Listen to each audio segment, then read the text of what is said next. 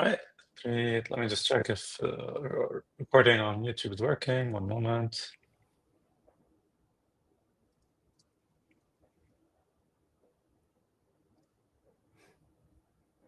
All right, we're cool. We're live. All right, sounds good. Yeah, so welcome everyone to another episode of GPU Mode. Today I'm super thrilled to have like one of my colleagues, like Manuel Candales, who's been working on low-bit metal kernels. So Manuel basically made sure to make this like a very interactive, like code-heavy talk. So if you have any questions to him, feel free to post them in chat, and I'll interrupt him at various points in time. Yeah, thanks for coming on, Manuel. Thank you for having me. Yeah, so the talk is on low-bit metal kernels, and like Mark said, it's going to be a lot of there's going to be a few demos. Before going into the demos, though, I want to give an introduction into what are we actually demoing and what are we doing, and I wanted to start actually very basic from the from the very foundation. So if anybody doesn't have any background on this, can follow along.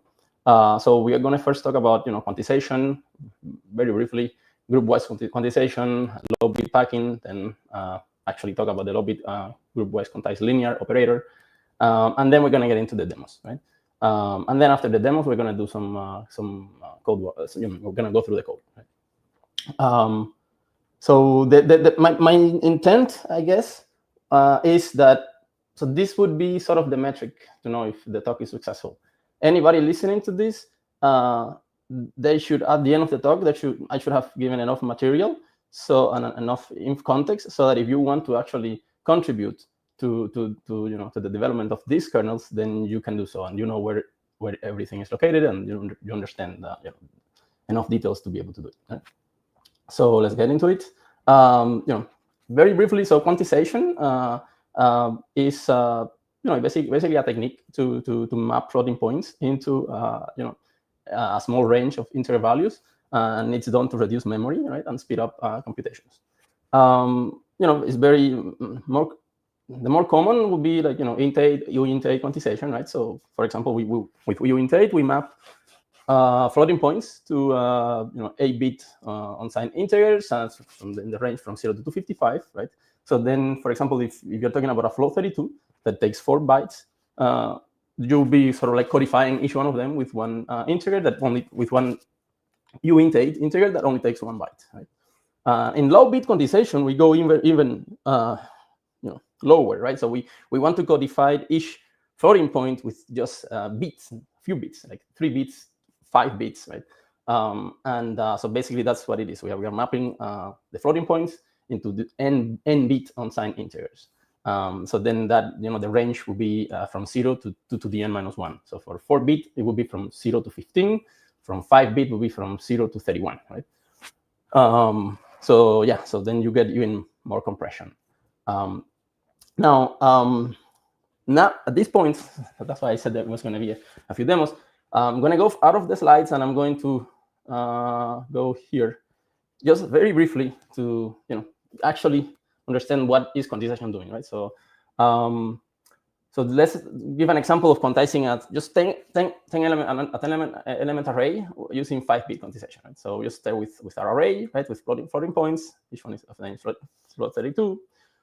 The first thing we need to do is we need to determine the scale and the 0 points. To do that, what we do is that we compute the range, right? One way of doing this, right? There are other ways of doing it, but one way of doing this would be to just compute the range of the array. So in this case, this is 8.11, right? So it goes from minus 3.2 to 4.91, right? Then what we do is that we divide that range by the amount of values that we have that we want to that we have at our disposal. So if we're doing 5-bit quantization, then we have 32 values, but we divide by 31 because we divide by 31 because we actually, it's not the values, but it's like the steps, right, that we are taking every time that we increase the scale. So we divide by 31, we compute the scale. In the case of uint8, we'll be dividing by 255. And then we compute the point that would be mapping to so like the the value in quantized space that maps to 0, right? To the 0 in the floating point space, right? And we want that one. We want to map that exactly. So we actually, after we compute the 0 points, we actually based our calculation of the quantization based on that 0 points, right? So to apply quantization, we will have to, we divide our array by the scale. We add the 0 points. We surround, clip by the extremes of our range, and then sort of our quantized range. So Q min, Q max, and then that's it. We have here our array, right, of quantized values. So you see, we have it goes from 0 to 31. Those are the maximum ones, because we're using 5-bit quantization. If this had been 8-bit quantization, then we would be seeing here like something from 0 to 255, right? Values in that range. And just to see, it's like when we quantize, we actually lose precision, right? So just to see how much precision we're talking about in the case of, in this case. So we can do this to dequantize the array. If we print to compare the values, then this is what we see, right? So these are the values that we started one, like, to the left at 1.21, 2.34, right, over here.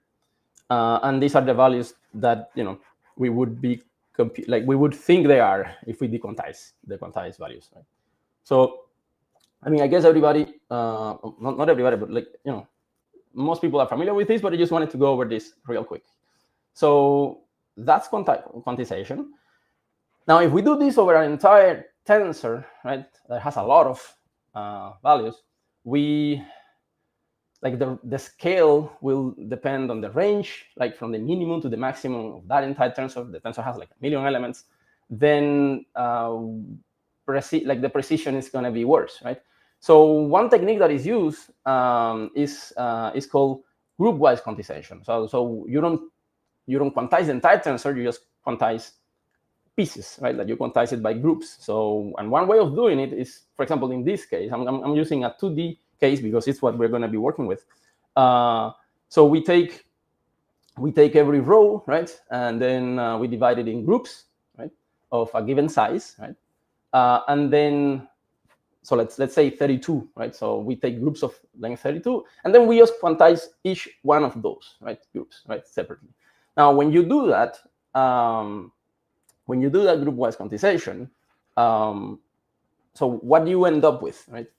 You started with your original tensor that is, floating point tensor, and then the output is going to be, a quantized tensor of the same shape.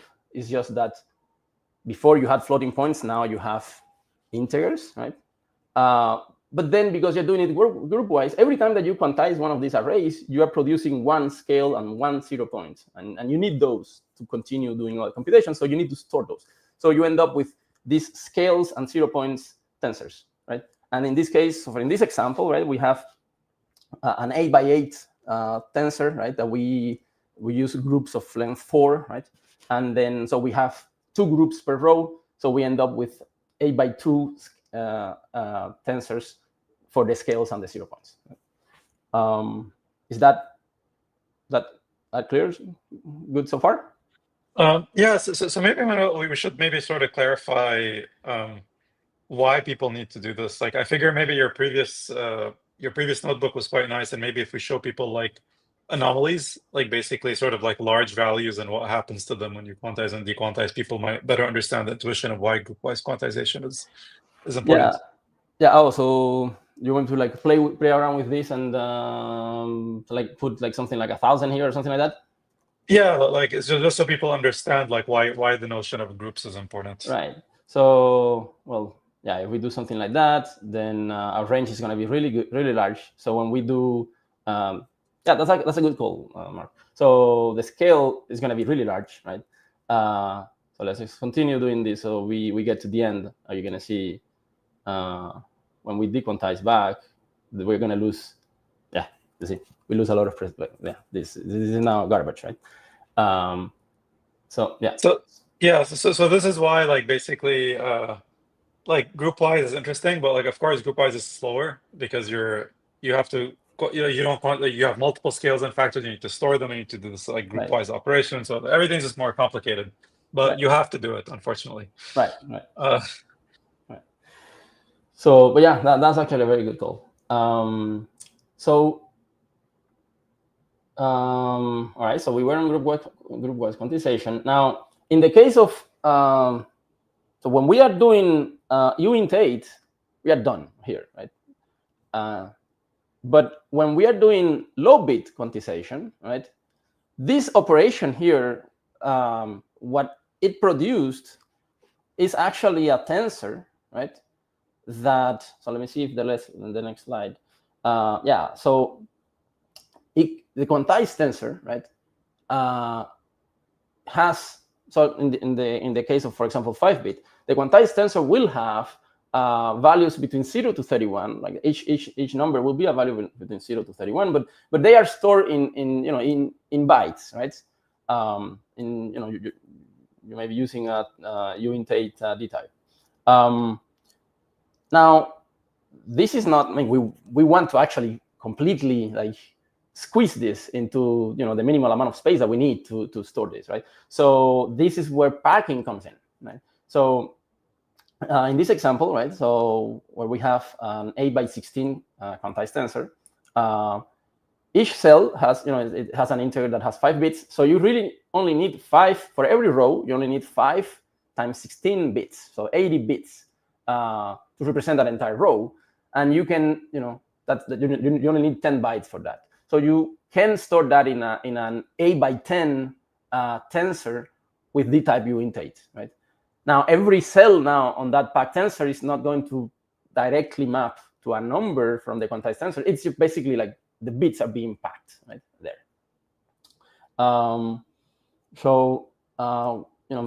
Using just more generally, right? Like if the quantized tensor is n by k, and we have n bit values, then we are using n times k bits per row. We divide by 8 to get the bytes. So then the packed tensor will be n times by n times k divided by 8. So this will be the shape, the resulting shape of the packed tensor, right? So we started with a floating point tensor, right? FP32, FP16, and then we quantized it, and then we packed that, and then now we end up with this packed tensor, right? Now, so for simplicity, right? And I say so for simplicity because depending on the n, you may not impose this requirement. But for simplicity, we require k to be a multiple of 8.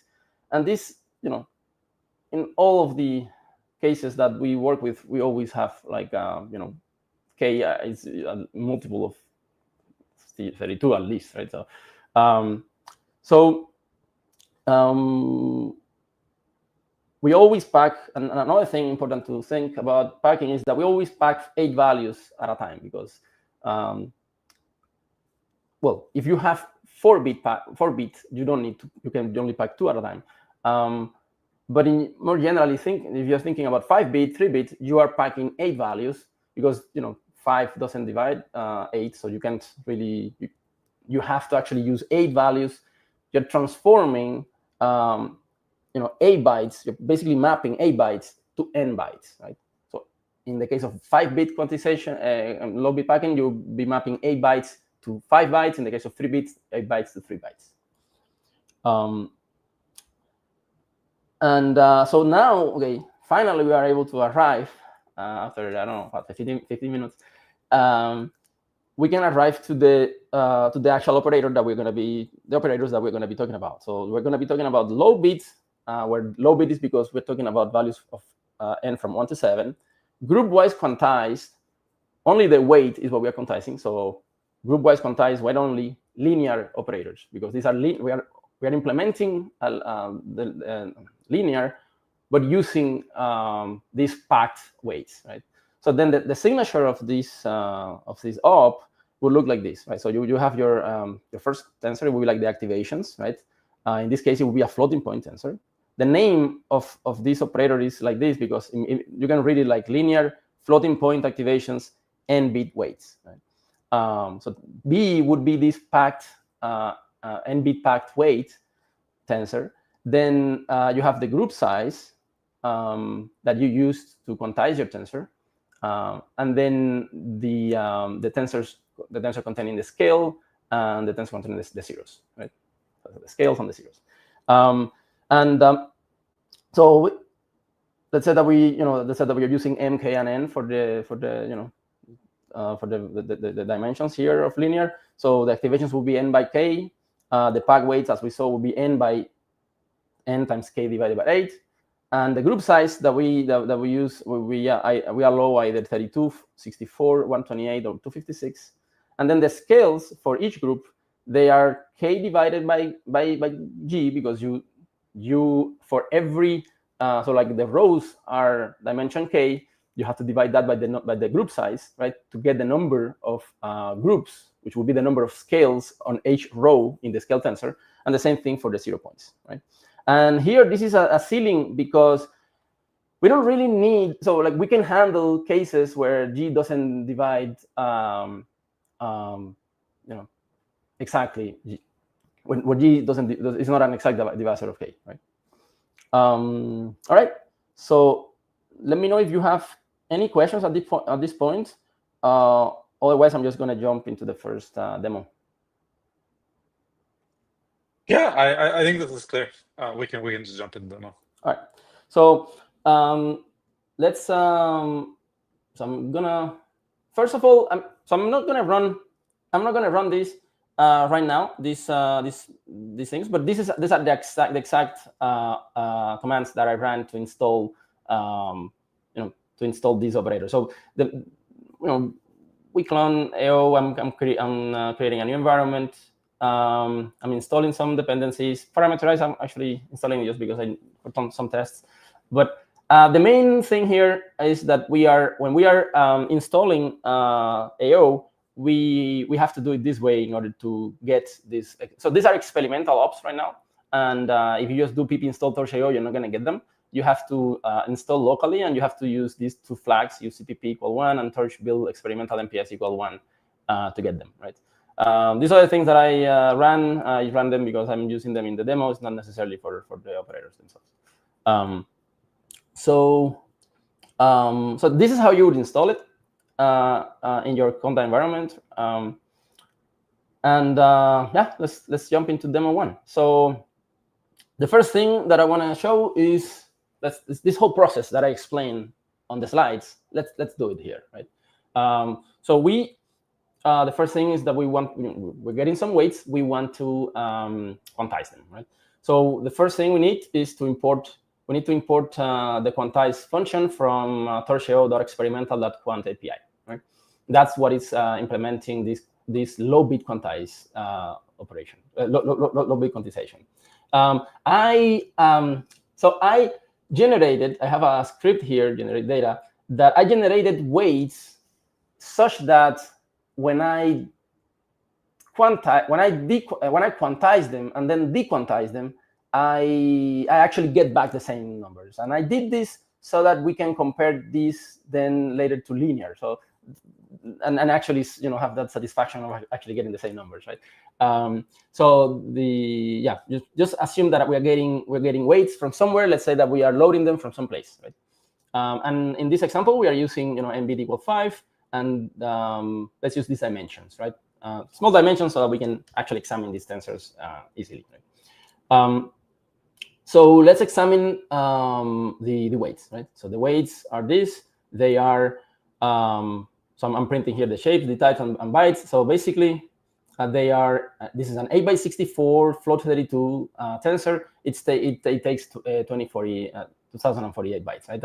And I'm computing the bytes just by multiplying the number of elements by 4, which is by the number of bytes that each number occupies, right? So yeah, it is a utility function that I had here. All right. So now that we have our weights, let's quantize them first. We're going to use quantize to quantize them. In this case, So what we need to pass to quantize is the weights, the group size, the n bits, right? So this case is 5 in this example. These operators, we are using zeros because there are the CPU operators, they have options where you don't need the zeros, but these ones do.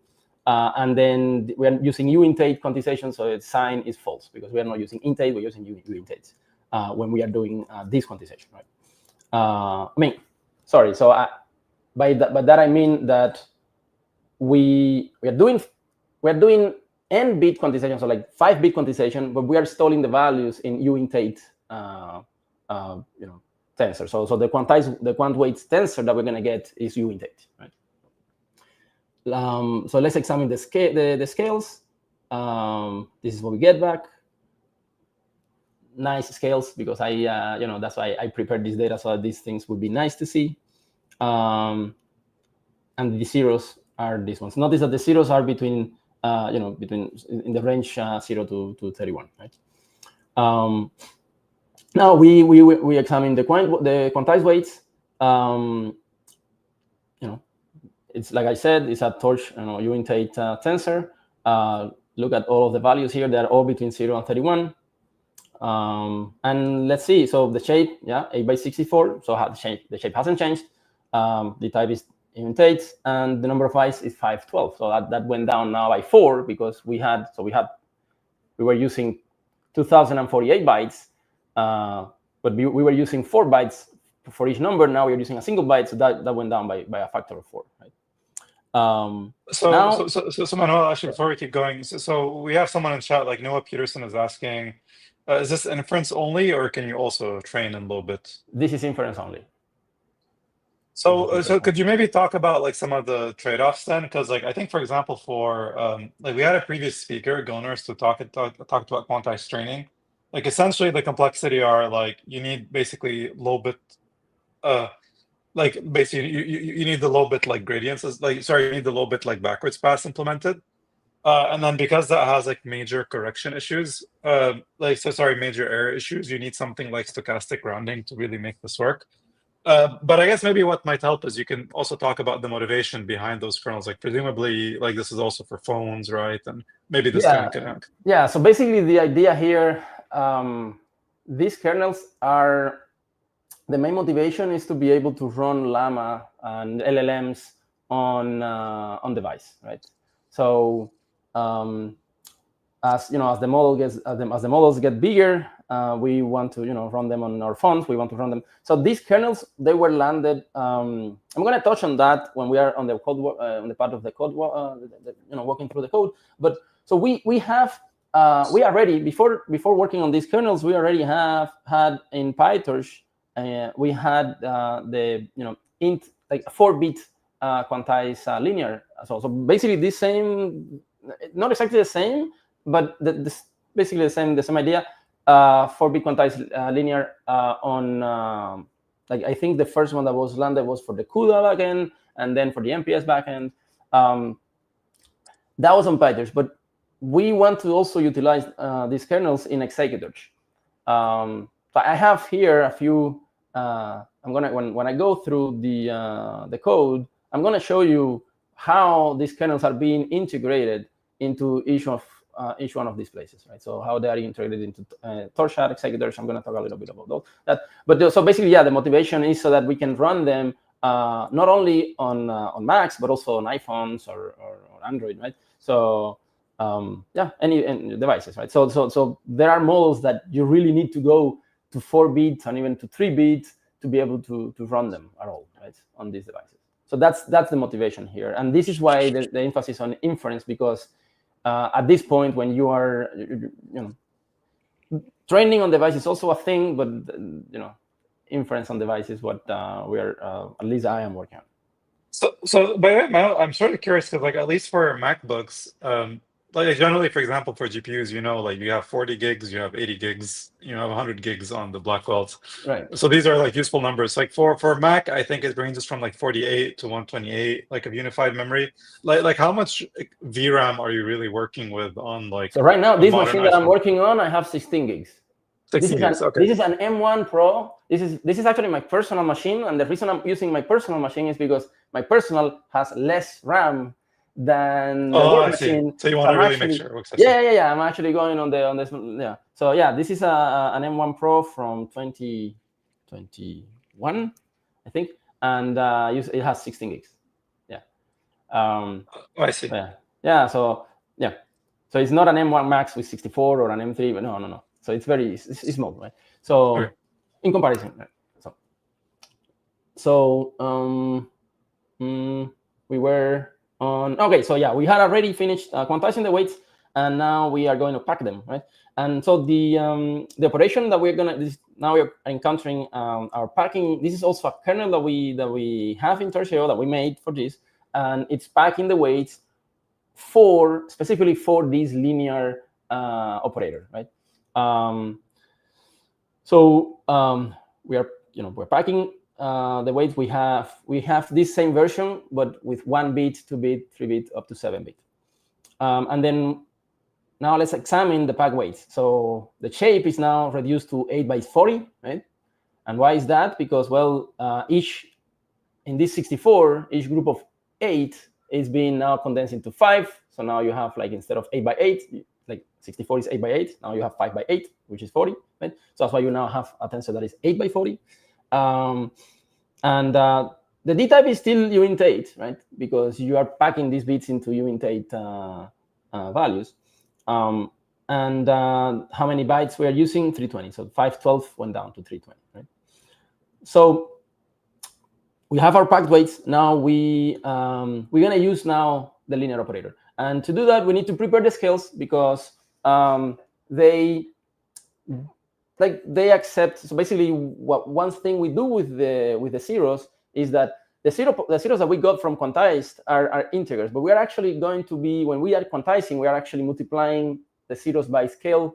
Like, we are adding the zeros, or subtracting the zeros, sorry, and multiplying by scale. So then we already do that computation beforehand. So we just do the zeros equal minus zeros times scales. And then our operator is taking them transposed. So we also do this. And so basically, we end up with scales and zeros that look like this, right? So now we move everything to the MPS backend. So now we have our pack weights, our scales and zeros. We're going to generate some activations with the shape, the size shape, right, like M by K. And now we're going to run 5-bit linear. So we're sending now the activations, the pack weights, the group size, the scales, and the zeros. So if I go back to my slide here, so this is the same signature that I was talking about, right? Let's look at the output. So we go back. So actually, Manuel, before you keep going, so again, at least for GPUs, like there are certain like compute D types versus storage D types, right? So for example, you have. So for example, here in this case, like in 3 is a storage D type, and what is the compute D type in this case? And does this tend to change from, let's say, M1 to M2 and M3? Like, basically, is Apple releasing 3 bits? So right now, most kernels are. Okay, so let me just then brief jump into the code then. Not this. Let's look, for example, so we have, some of them are optimized, some of them are unoptimized. I'm actually going to look at one of the unoptimized ones, the ones that is not optimized, or like 5 bits in this case, is not optimized, for simplicity. So what we're doing is that we're doing computation, right? We are unpacking them, they're in the shader, right? And then we are doing the computation, we are actually doing over float 32, right? Like, we're doing the accumulation over float 32. So yeah, that's now the activations, right? Like, when these shaders and these tensors, they support activations to be float 32, float 16, or be float 16, right? But the actual computation happening inside these shaders, the unoptimized one, it's actually float. Interesting, yeah, because I would have expected, like, this is again me speculating, like I would have expected, considering Apple is really selling their hardware quite a bit for like local LM inference, that they would have added compute D types as well for like little bit D types. I don't know if this is like maybe eventually part of like their like future roadmap, but I guess this is all speculation at this point. Let me first give a disclaimer also here, right? So these low bit kernels are definitely work in progress, in the sense that they are not completely optimized, as you can see. Right? We're going to get into that in one of the slides. And at the same time, I am still on my learning journey, right, regarding GPU optimization. So if you see something, this we know for sure this is not optimized yet. But if you see something weird, it may not be. It may just be that it's not. It may just be lack of knowledge on my part, right? So don't be afraid to call that out. But in this case, we I know very well that int1, int5, int6, and int7 they are not optimized at all. I focused on enabling these kernels and making sure that they could integrate to torchchat executors, the different surfaces where we wanted them. And then after that, I have been optimizing them. I have optimized 2, 3, and 4, but they probably can be even further optimized, right? So that's something to know. And actually, okay, go ahead. No, you go. I was gonna go to another question. Yeah, go, please go. So actually, the structure of this talk and the aim of this talk is basically that if matching people that know a lot about GPU and a lot about optimizing them to where are these kernels implemented, how. So basically, anybody listening to this that is a GPU Perf Pro after this talk should have all the knowledge necessary to contribute to this shaders and kernels, right? Yeah, I mean, for what it's worth, like I definitely think like the Apple's performance on PyTorch is generally something that could use a lot of love. So if you're interested in this, yeah, I'm gonna touch on that. But yeah, I'm gonna touch on that. This is one of the things. But we're gonna go. But it's not because of linear. It's something else. Oh, I see. Okay. So speaking of like basically maybe one question from chat that I think is a sort of like interesting segue. So George is asking, is anyone using low-bit kernels for like audio processing, like at least like with customers that you've worked with? Are they mostly interested in text, or has like audio like also came up for these kinds of applications? So I'm not working directly with customers, but I think at least 4-bit is being used more extensively. These kernels, 3, 4, 3, 5, 6, they are newer and more experimental. But the 4-bit has been around for a little bit longer. I think it is. And in our case, I know for a fact that we are using 4-bit for. Well, actually, yeah, I think it is. But I wouldn't be able to tell you an exact product or something. I mean, but presumably any customer who's using a linear, an inference could benefit from this kind of work. So yeah. So another question from George. I'm going to generalize this question a bit. So like this person's asking, is it accessible outside of PyTorch? And maybe I'll generalize this. Like for example, in a lot of like custom extensions in general in PyTorch, like there's this assumption that your input is a PyTorch tensor. So basically, what is sort of the assumption here? Is it basically the input to these kernels is like a pointer of memory? Does it have to be a PyTorch tensor? And have you sort of envisioned how they could be interop like in other like frameworks? Yeah. So wait, these kernels. So I wanted to add that given that they are like the shaders themselves can be used outside of of PyTorch, absolutely, right?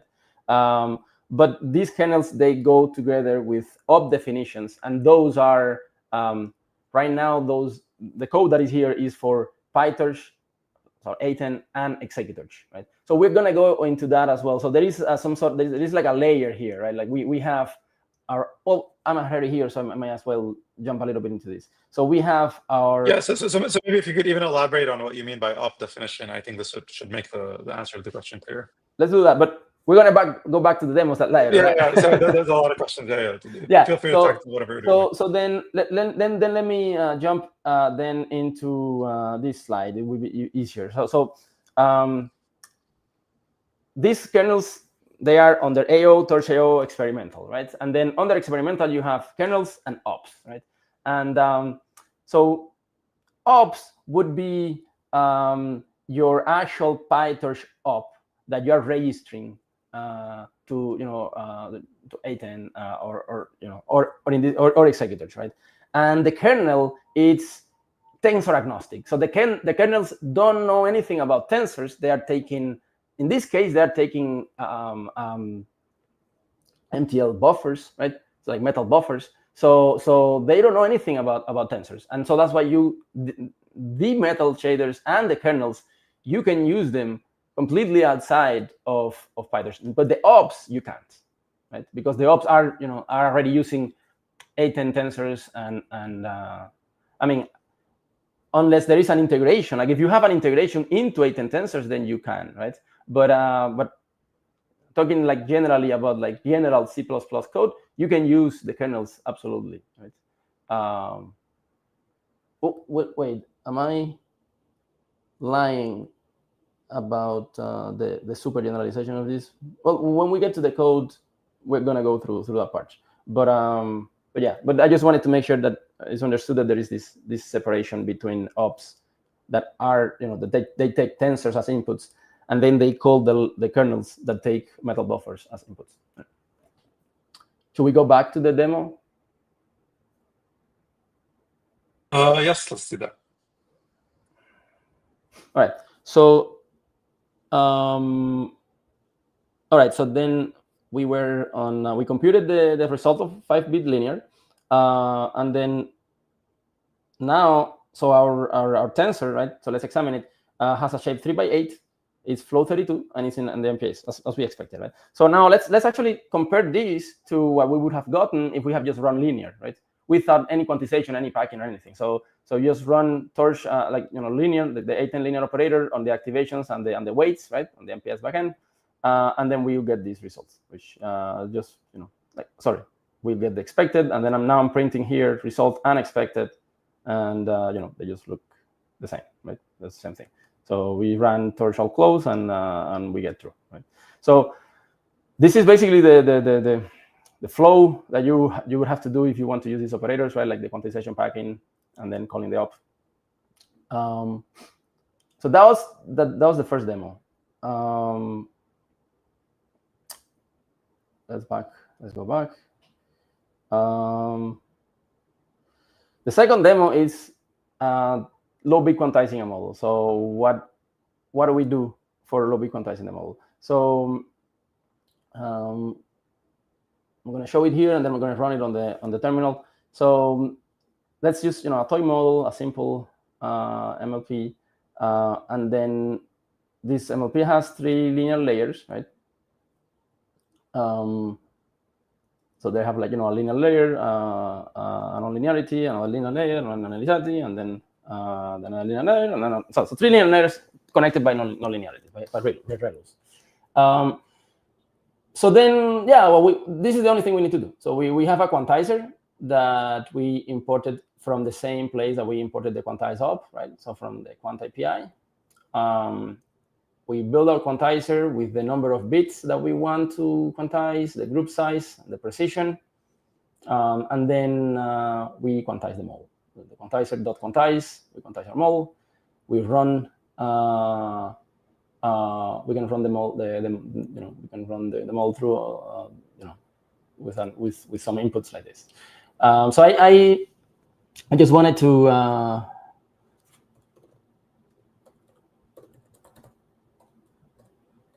I wanted to run this. By the way, I'm getting this error recently. Just every time that I run, that I import Torch, I'm getting this little error. We can talk about that after. We should fix that. Okay. Yeah. Okay. So yeah. So I wanted to show. So this is the model that we had, right? And then after we quantize it, right? Basically, every linear layer was changed by a low-bit quantized linear layer, right? And our results look like this. And our expected results are not going to look exactly the same because in this case, remember the expected would be without quantization, right? The result here would be after running the quantized model. So they are not exactly the same. So remember that when you do quantization, you do lose some precision, right? But they are, they're pretty close. So that's what you need to do, just to, if you have a model. And this is exactly what we do when we are quantizing Llama, right? For example. Right? So I'm actually gonna jump into well, yeah, I'm gonna actually jump first into the torchchat integration, because I think it's a good, it's a good connection point. So we, for those that are not familiar with torchchat, this is our solution for running LLMs on multiple surfaces, device, laptops, so this is the repo. This is the PR that that integrated this ops into torchchat and into torchchat. I'm just showing it here because it does have instructions on how to install them in torchchat. Here is the documentation. I'm gonna go over the slides later about this too. But basically, I just wanted to show this. So actually, sorry, I actually wanted to show this code in executors. Sorry, yeah, here. So basically, this is what we do to, like, this same code that I showed there in the demo is actually what we have to quantize the model, inside the executors. Anyway, that was a small segue. I'm gonna go back to the code walkthrough, but I just wanted to show you basically what you would need to quantize a model. So then the demo 3 would be running this with torchchat. Do we have any questions first, though, regarding quantizing a model? Yeah, I mean, there's just like some discussion ranging around like what Whisper does regarding fusing math models and kernels, but like I think nothing regarding this, so we can keep going. All right. Okay, so for so if like I said, so the documentation on the integration with torchchat is in this link. We need to run first once you install torchchat. You need to run this script to also install this experimental ops in there as well. And then this will be how you run torchchat using this quantization. The main thing to see here would be the main thing to notice would be this part of the command, right? So it's called AFP WX, and the AFP is activation floating point.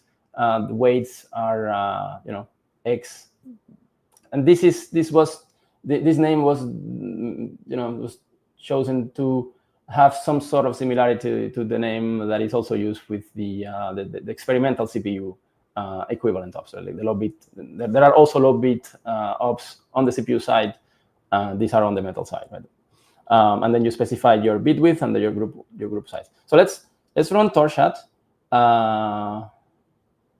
with this. I just have this command here, right? Like, so torchchat generates. We are using Llama 3.21 billion on the MPS device with D-type float 16, and then we are quantizing using our kernels. And let's do it. And this is definitely going to be slower than if I would be running this without sharing screen or anything like that. But let's see. I printed. I'm going to go over the numbers that we will get if we are not. So let's see how fast it does. Yeah, so this is significantly slower than. Oh, actually, no, this one is not that bad. All right. So so I printed what I got when I was not sharing screen, and this is where we are at, right? So 3 bits, we're getting like 47 tokens per second, 49, which is more optimized. Actually, 4 bit is better optimized than 3 bits. 49 tokens per second, and 5 bit, which is not optimized, we're getting 28 tokens per second, right? So now, one thing I want to say here is, and this is regarding with what you were saying, Mark. So there are other issues with the this could be way faster, but there are other ops. The ones that are slowing us down here is actually not linear. It's actually like multiplying things and adding things and subtracting tensors. So these ops are implemented using MPS graphs. On the MPS backend, they are not directly implemented using a metal shader. They are using MPS graph, and it seems to be the case that there is a minimum CPU overhead that you incur every time that you are invoking one of these graphs. So the experiments that I have run, the benchmarks, are telling me that optimizing those would actually what would be the main thing to speed this up at this point, at least. Right? Now, for something that if for an unoptimized linear, then yeah, it would definitely have weight over this. So when we started optimizing the 4-bit linear, that was last year, we were getting only 4 tokens per second back like last year. Well, but this was not on Llama 1B, but regardless, the first optimizations did, optimizing 4-bit at that time was actually did make leaps on, like, first we went to like from 4 to 12 and then from 12 to 20, right? But at this point, right now, there are other ops. When we run, at least when we are running Llama using torchchat, there are other ops on the MPS backend that are actually the bottleneck, not linear. Does that make sense? What I'm saying? I'm gonna show you later when we are doing, well, actually in the next demo, you're gonna see a little bit more of that. So actually, yeah, let's jump to the next demo. Unless there are questions, let me jump to the next demo. So demo 4. It's so the intent of demo 4 is, so okay, we were here. We then is actually do some benchmarking, so I just want to compare to linear. I want to compare, like, between themselves, between all of the 1-bit, 2-bit, to 5-bit, right? I want to compare them. So I coded this, this benchmark utility here. Notice that I need to call synchronize. I like to call it before too, and most importantly, I need to call it after I've run my iterations before I measure the time, because if I don't do that, then I'm actually not measuring the entire, like, I'm not waiting for the CPU to finish, right? So, so when I run these benchmarks, something interesting. First, let me show you. You're gonna run it now later to just see if I'm getting the same numbers now with screen sharing. But these are the numbers that I got, earlier. And as I was saying, 2, 3, and 4-bit are optimized, and the rest are not, right? So you can compare with the speed of linear on a like 3 by 2042 multiplied by 2042 times 2042. So the weights will be like 2042 times 2042. Sorry, 48, right? 2048 and 2048. So this is showing us the performance on the most optimized ones compared to linear. So you are not only, when you're using these low bit operators, you're not only gaining a lot of, like your reduction on memory, but also on speed, right? Now, something I wanted to show, what I was talking earlier. So if I actually do something here, if I do something interesting, if I in my utilities here, I actually comment out this, right? So if I don't wait for the GPU to actually finish, and I run this benchmarking. By the way, I didn't went much over the benchmarking script, but this is basically the same that we did earlier. We're just preparing the pack weights, the scales, and the zeros, and then I'm just just launching the op, and in the utilities we're doing 1,000 iterations, and we are just taking the average of that, right? But if I don't do if I don't wait for the GPU to finish, which means I'm sort of measuring dispatch time or CPU overhead, right? Then look what we get. We get that linear is 37 microseconds, right? And all of the lobby kernels are just 1.5 microseconds. Right? So, and if we reduce the size, right, like go down to, like the minimum basically that we can do here, like 1, like, like 1 by 32 times 32 times by 8, so like a tiny, like small tensors, right? Linear. So this would be if we are measuring the entire thing, so like not commenting out not commenting out this line, right? So this is the actual real time, and linear takes 24 microseconds. So it's linear would be slower than even the unoptimized tensors, the unoptimized ops for a small input, right? For small input sizes. And if we comment out that line, so we don't wait for the GPU, still linear takes the same, right? And our ops will just go 1.5 microseconds. And so basically what is happening here is that there is this overhead. Every time that you call this off, there is this minimum overhead. You just can't get below this. And so when you have in the case of Llama, when you have linear and you have larger ops, larger matrix multiplications may not be a big issue, but you do have multiplications, like you multiply a tensor by 2, by 1, and you'll be surprised to see that this actually does happen on when you have matrix like when you have like addition or multiplication or things like that. So right now, because of this overhead, that's why the bottleneck. That's what I was saying, that the bottleneck is not on these operators or linear when we are running Llama or when we are running any LLM. Right? There is this issue that I put here. That is basically there's a bunch of numbers here, but basically they are doing this comparison that I just did for linear and the lobby ops.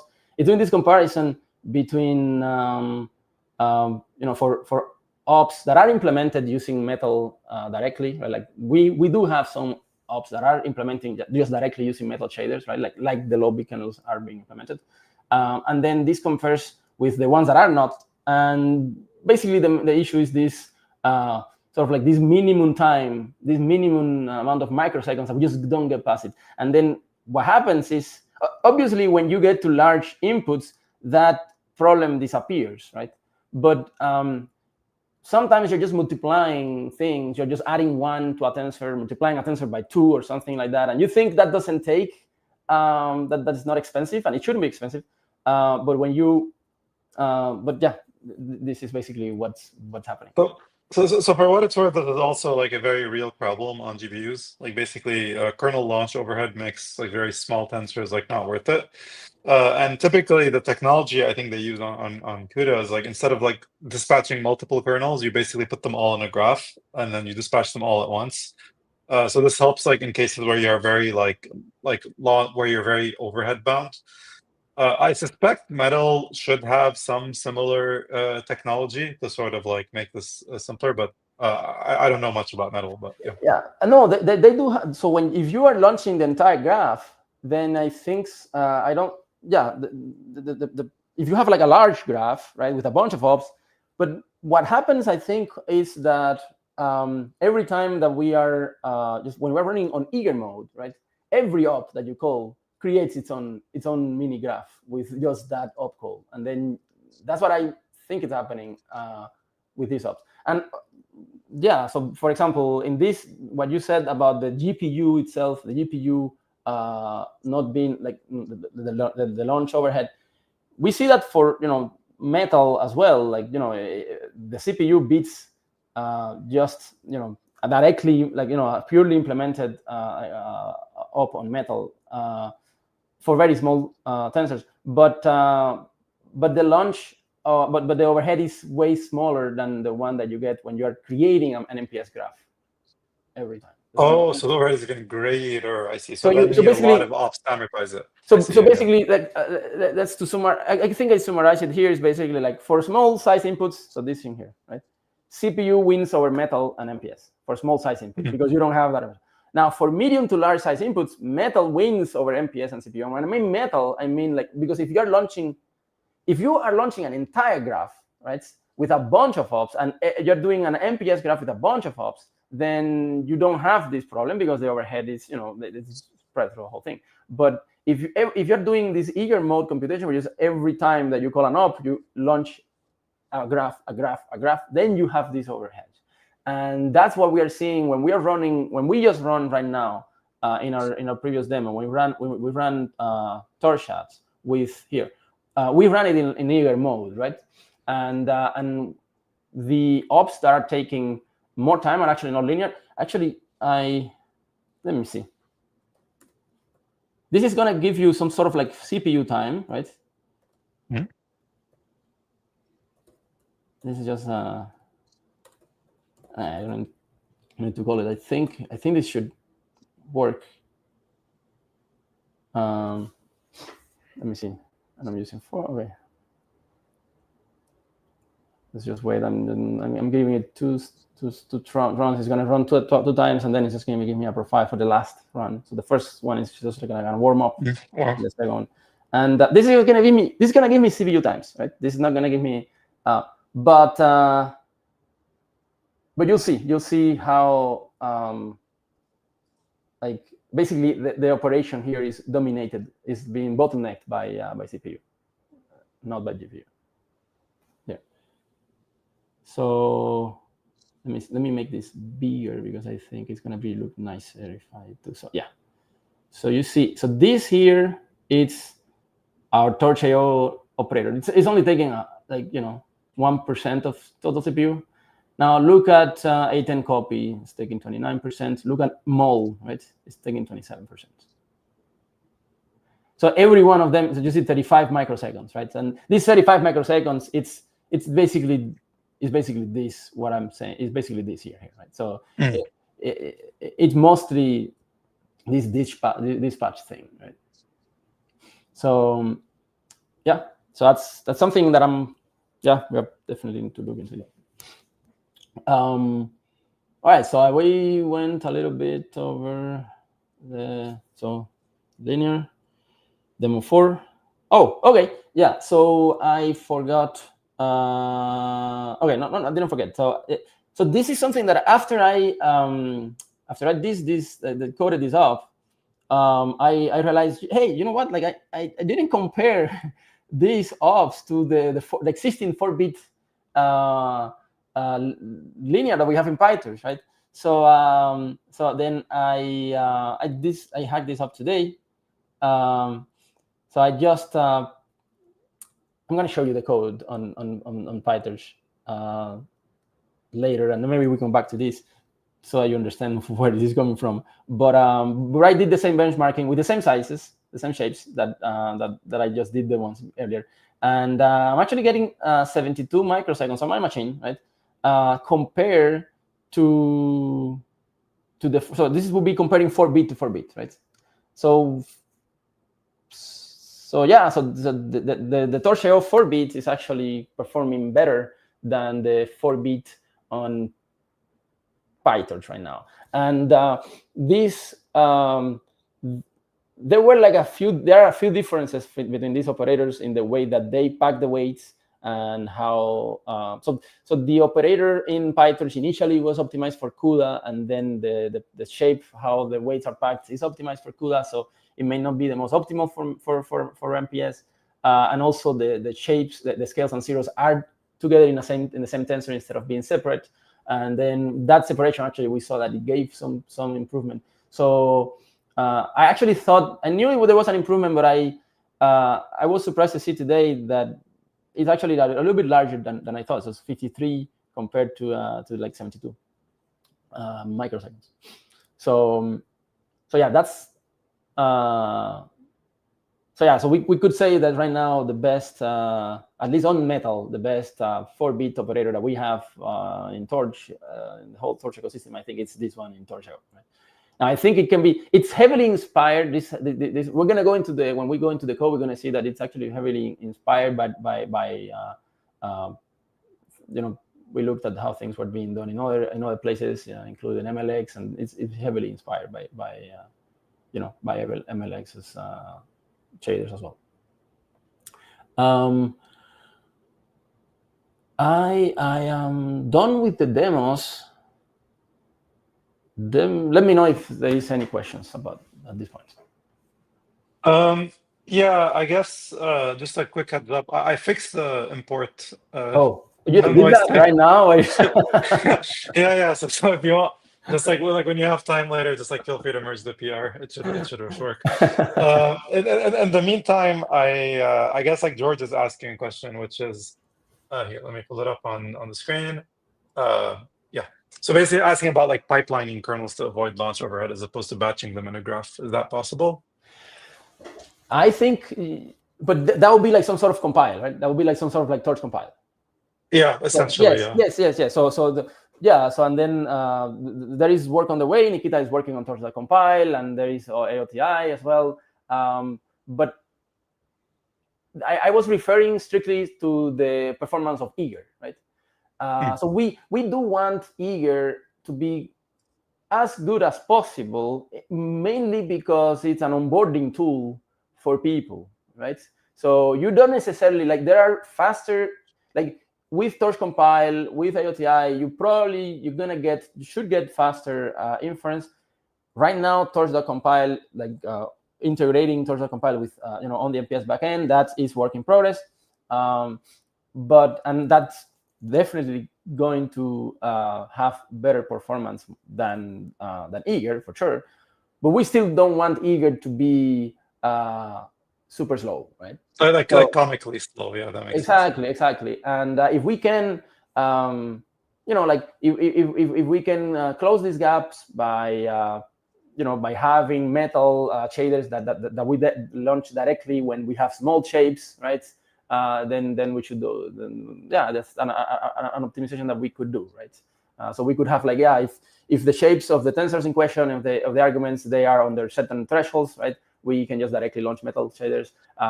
For bigger shapes, maybe MPS, because MPS is using MPS graph, which uses Apple's own performance shaders. Maybe they are so optimized that then they do actually beat whatever we will have written, or whatever that I humbly wrote in metal, right? But I think, at least that's my own opinion right now. Maybe you ask somebody else, Nikita, or something, they will have a different opinion. But my opinion is that we may get a good ROI, at least on Eager, if we do this kind of thing. I don't know what do you think about that? I think that makes sense. And for what it's worth, like George, who asked the question, if you want to maybe reason through more about what a compiled metal backend might look like, then the right person to tag on the group is Malfet, Malfet. Yes. So just tag him, and I think he's very interested in this problem. Yes. Anyway, I think we can keep going now. But you want to say something? So he has already worked. He has put some. There is already some PR that he already landed, where you can use torch.compile with. He's expanding right now the support for I think, I'm not sure if he's done already with reductions, but I think you can already compile a multiplication right now, for example, with torch.compile on MPS again. So you could do that right now. You can actually do that right now. I think as you're talking, I think Nikita showed it to me. It was a single file implementation, if I'm not mistaken. Let me see if I can pull it up.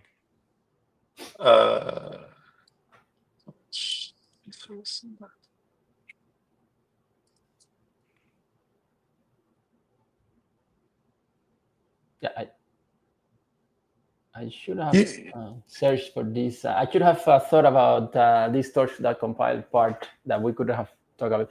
Oh, but, don't worry about it. I think while you're talking, I'll source. No, maybe I could have made some sort of demo on that. But that really deviates right now from the lobby kernel. So I guess, because I don't think there is no support with torch compile and the logbook kernel. That's not integrated right now.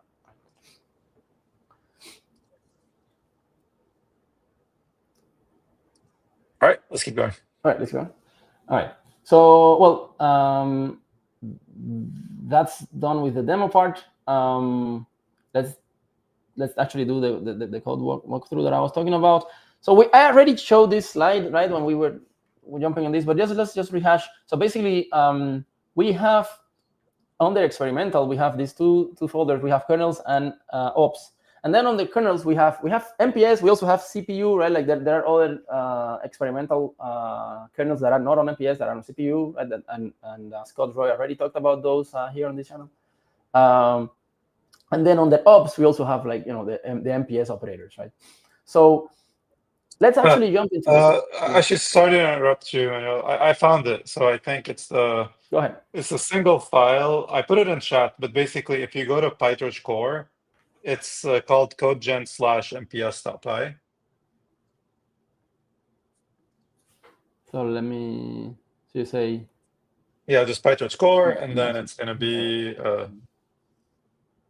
Yeah, like just go to search, and then it's gonna be codegen/mps.py. It's in the Inductor folder, mps.py. MPS. This one. Yeah, that one. Yeah. It's quite cool actually. Like basically, maybe like we're not gonna go through it. Maybe we can ask Nikita to come give a talk about this.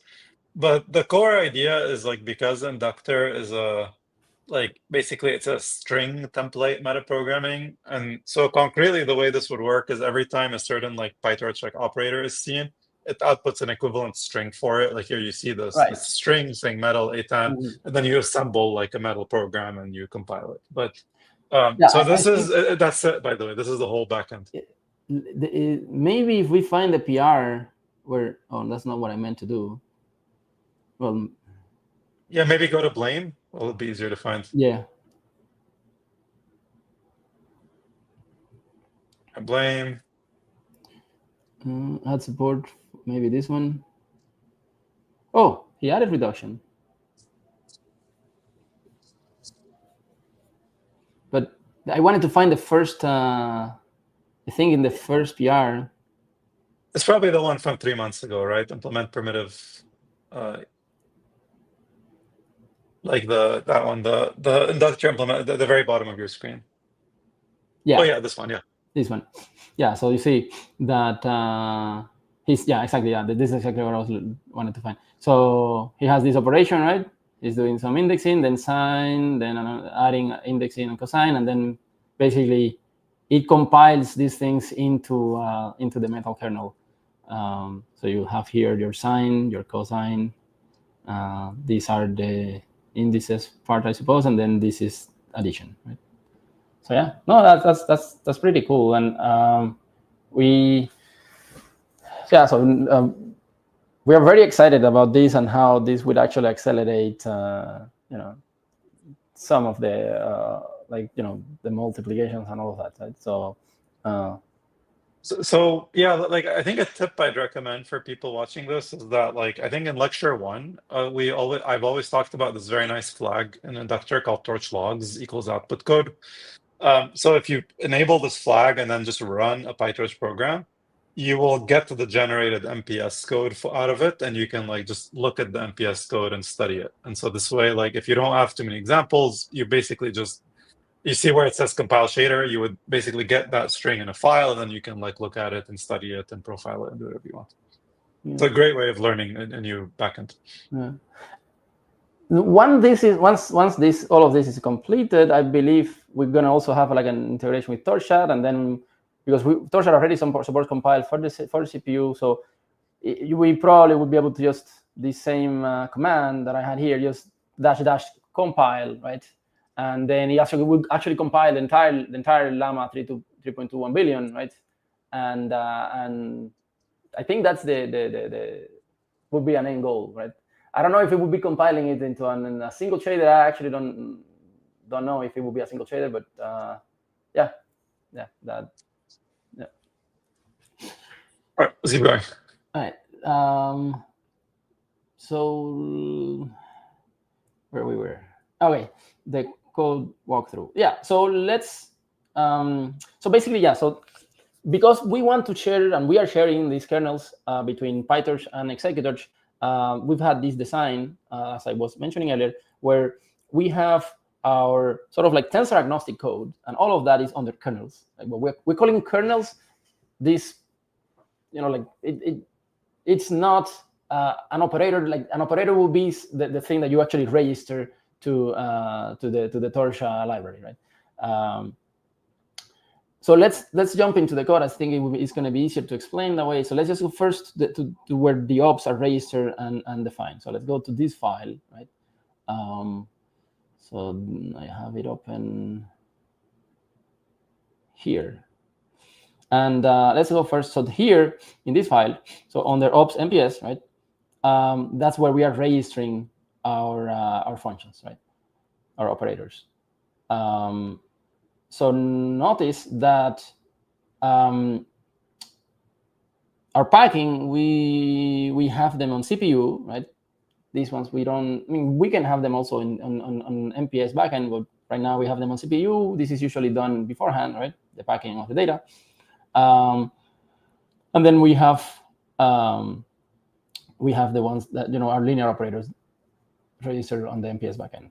These ones, the out variants, these are actually needed for executors, and then the metakernels. So this is where we are registering things. This is where the signatures are defined, and this is basically the op, right? So the op, well, I should have called that op, I guess, but yeah, they're being called kernels here, but they're actually what we are actually thinking as ops.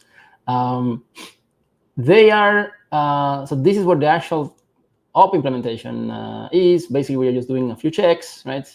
We're checking the arguments, and then we call this. So this is the actual thing happens. And remember, now at least I'm putting the hat of somebody that is trying to explain where everything is. So the idea here is, if anyone is interested in contributing to these kernels, this is a walkthrough so that you know where everything is located, and so that if you want to submit PRs, this should make it way easier. Well, not way easier to actually build a PR, like write a PR, but to understand where the kernels are located, where the code is, right? So then this is actually on the kernel sides, right? So this is what we call our kernel, right? So I just jumped now from the op implementation, right? So to the kernel side, right? And then under kernels, we have our metal shaders and we have our sources, right? And our sources, we have some things that we need for metal, and we are not. So I'm gonna jump into that later, but let's first finish with this the stream that I had. So this would be here what we call earlier on the op, right? Like the low big quant weights linear and low big quant weights pack, right? I think of this as some sort of like a config, right? So we have basically a configuration for each one of these kernels, and it's because if you modify one of these linear operators, you also need to, you may want to modify the packing, right? And you may want to modify the way that you're dispatching your threads, right? And so the idea here is to make that process easy, right? And give you the flexibility to actually, basically decoupling those parts of the code, right? So here, basically, the low bit config, you can see that for example, for the 1 bit and the 5 bit and the 6 bit, we are using, for example, this dispatch MM, right? Now for 2, 3, and 4, which are optimized, we are using this other the dispatch. We're going to see that in a little bit in the slides, what that, how the dispatch looks like. And then we also have our packing functions, right? So then sort of like it's like a little packet, right? Like, so you have your sort of like your metal shader, you have your packing function, you have your dispatch, right? All of that sort of like is a little packet, and there is, so basically this, where the actual thing is implemented, there is this is like the central function where things are implemented, are actually dispatched.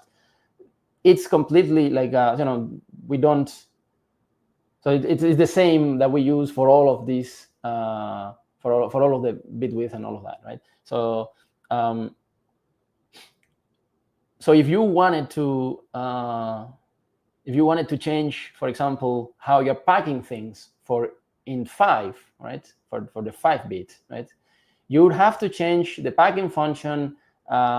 Maybe you don't want to delete the previous one because maybe you're doing some experiments. So you just add a new packing function, then you just change this line here to point to the new packing function, and then you're obviously changing also the shader because it's now using a different unpacking, right?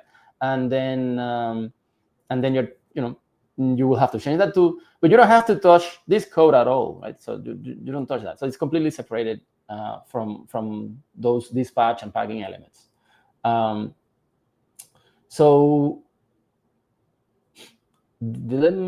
so this is okay. Like as I was saying, this is what the actual kernel is implemented.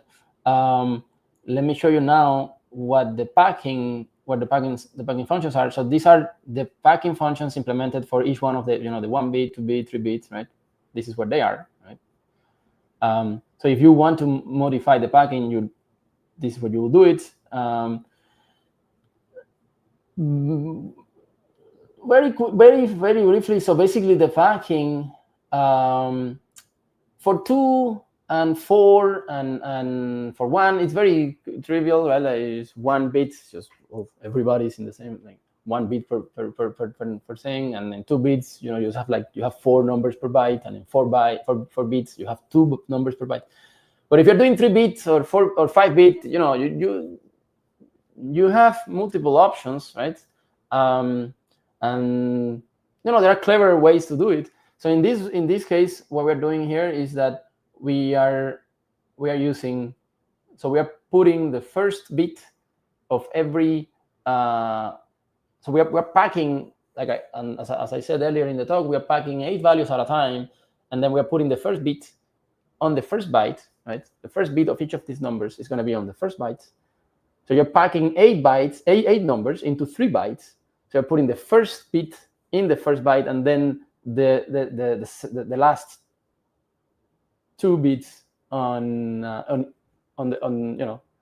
second 2 bytes, right? So you have like the second byte would have like 4 of these pairs of bits, and the third byte will have the other 4, right? And for 5 bits, we are doing the same thing, except that you now have like 1 and 4, right? And then you're putting like 4 and 4 in 1 byte, 4 and 4, 4 and 4, and 4 and 4, and that's how you're packing it. Right? And for 6 bits, we are doing a similar thing that we're doing for 3, just that we're doing now 2s and 4s, right? Like, so we're putting 2, 2, 2, 2, and so like the upper 2 bits of the first number of each number in the first 2 bytes, and then the lower 4 bits of the 8 numbers in the other 4 bytes. So we're packing them into 6 bytes at them. And for 7 bits, we are, it's basically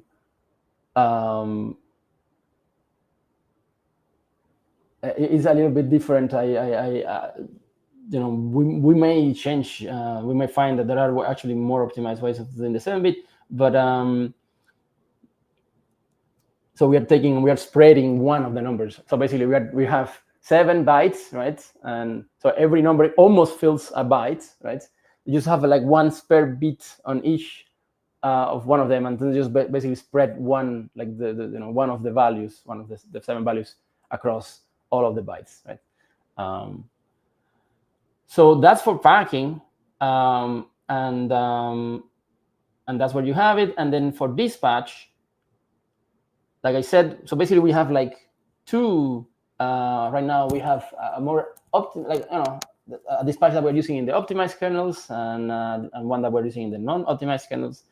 I'm actually going to go to the slides to talk about the dispatch because I have, so for the 2-bit and 4-bit, what we're doing, right, is that we're actually dispatching.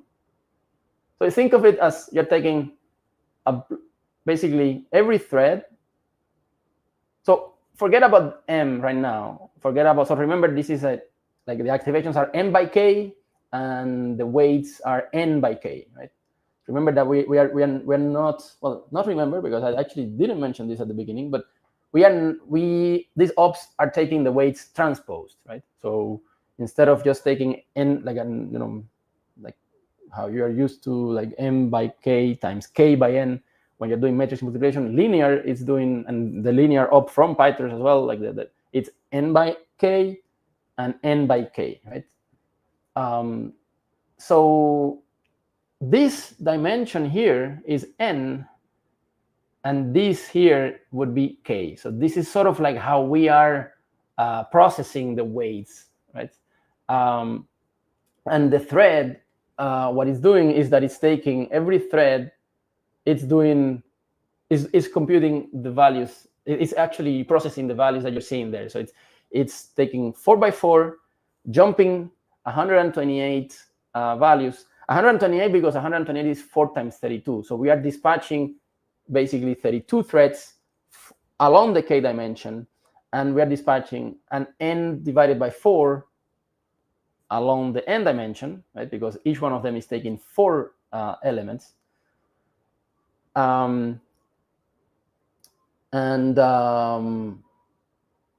then you're jumping 100. So along the K dimension, you're jumping 128 values at a time. Values of so like not bytes, but values, right? So then, So you,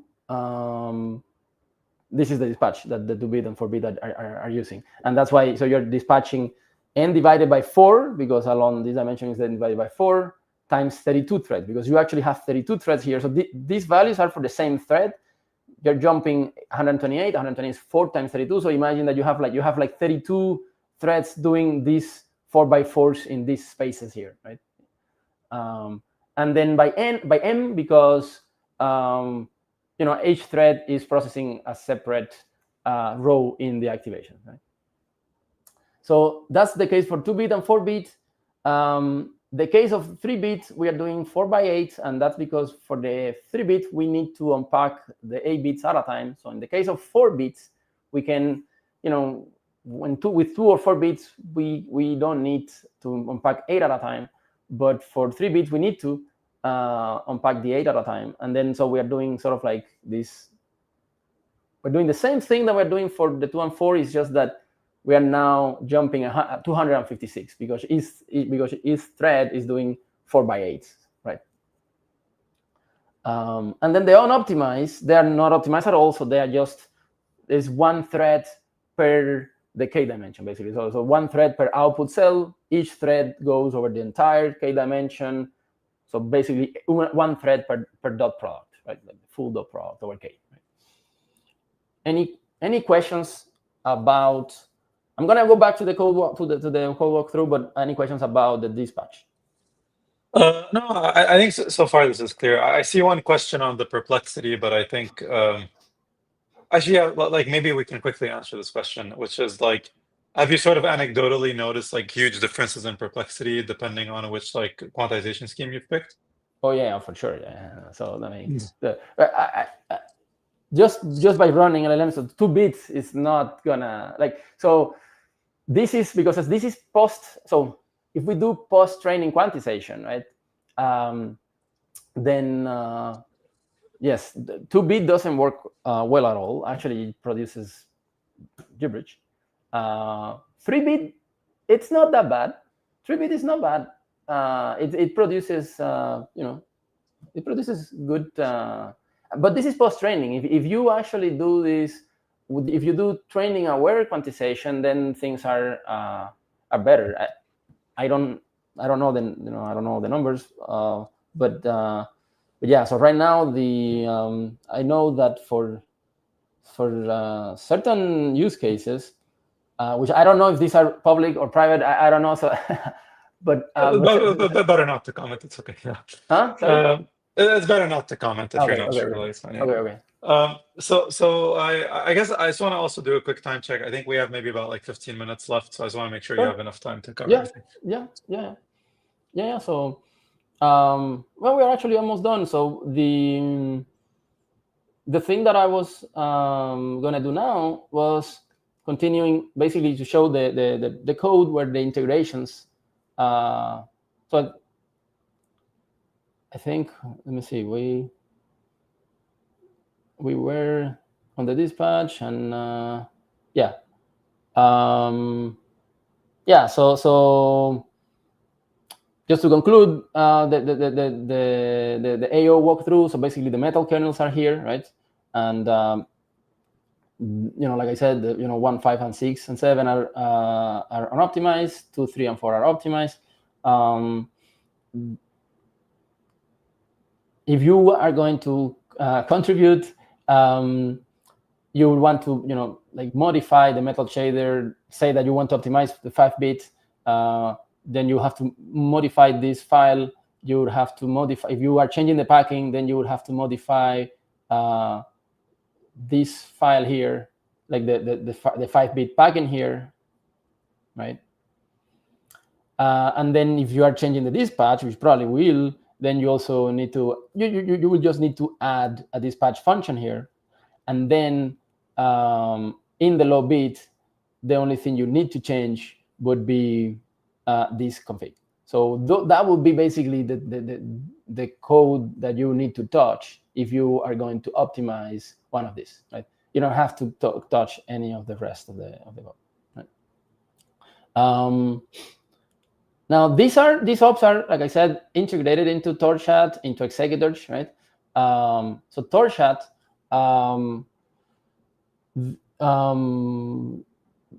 this is the PR where I think I went over this earlier. I was gonna talk about the integration. This is the PR where it got integrated. This is where they are, what is explained that basically you need to run this to install them. And here is where the integration basically it's happening. Is basically just loading. I mean, it's making the quantizer available to torchchat, right? Under this tag, this code. In executors, right? So this was the PR that integrated with the existing Llama runners. Or executors has a CPP Llama runner. There are a few more steps involved if you want to run it. You have to first follow this setup guide to to set up executors. Then you'll need to install the Llama requirements and then build executors with MPS enabled, and then build the Llama runner with the torch.io ops enabled. And then you can export. You have to export your model, and then with the PT that gets produced, that's when you can run the executors Llama runner and generate tokens, right? And so this is, I showed this earlier. This is basically where the integration point is regarding the quantizer, right?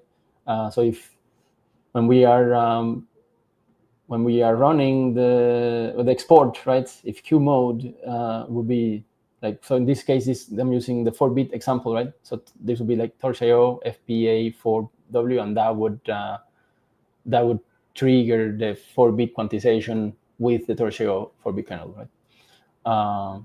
Okay, so that's the executors integration and the torchchat integration, and the AO walkthrough. So the other thing I wanted to just mention is that I mentioned earlier regarding the existing 4-bit in Torch. So if you wanna like I mentioned earlier, like I've run it in the demo, right? We run it and we compare it to the one in Torchchat. But if you're interested in the code, so basically it's here. So this is the op, right? The one defining the native functions. We also have a 4-bit. In the case of in Torch in A10, we also have a 4-bit. So we have 4-bit. Sorry, did I say 4? I meant 8. So we have 4 bits and 8 bits. So all of the sort of like most of the MPS code is under this subtree, and this is where it's implemented. This is where the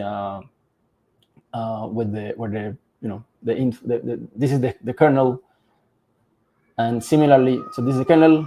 The shader, the shader is here under quantize.metal. So you have the op under MPS operations quantize.mm, and under MPS kernels quantize.metal is where the shader is implemented. This is in the case of PyTorch. And this thing here is because I wanted to show you. So basically, the PyTorch op, the packing is different, right? And you end up producing a 4-dimensional tensor as your packed quantized weight that has these dimensions. And I believe this is because of like initially this was landed for CUDA, and here when I ran this demo, this is why. So when I produced this just randomly generated packed weights, right, between 0 to 16, right, these are the shapes that I had to use for the packed weights. So that is. We went through the AO, we went through torchchat integration, executors integration, and PyTorch. So I put here all of these permalinks just in case anybody's interested in contributing to this code. I don't know how. Like maybe I don't know. We can talk then later, Mark. How you distribute this spreadsheet or this? Yeah, I mean, like, please send me your slides on workchat, and I'll just add them to like a repo and to your recording. Otherwise, yeah, like I really liked how you sort of gave us like an overall overview and like basically all the right places for where to look at the code and where to contribute. And so I guess like if people have questions or they want to merge some code, should they just like tag you on the AO repo, on the executors repo? Where would be the best place? Yes, absolutely, yeah. So for anything related to these low bit kernels on the metal backend, yes. Either if you see a problem, either open an issue, right? Like if you have a suggestion, open an issue, tag me on it, send a PR, tag me on it. Yeah, for sure. Okay. Wonderful. Well, I think with that, like I haven't seen any questions, so thank you so much, Manuel, for coming in, and thanks for everyone listening in. Next week is actually our 50th lecture, so like we're gonna have like Omar and Jamil joining us, and yeah, super excited. So thanks again, and thank you, Manuel. Appreciate it. You're welcome. Thank you. Thank you for having me.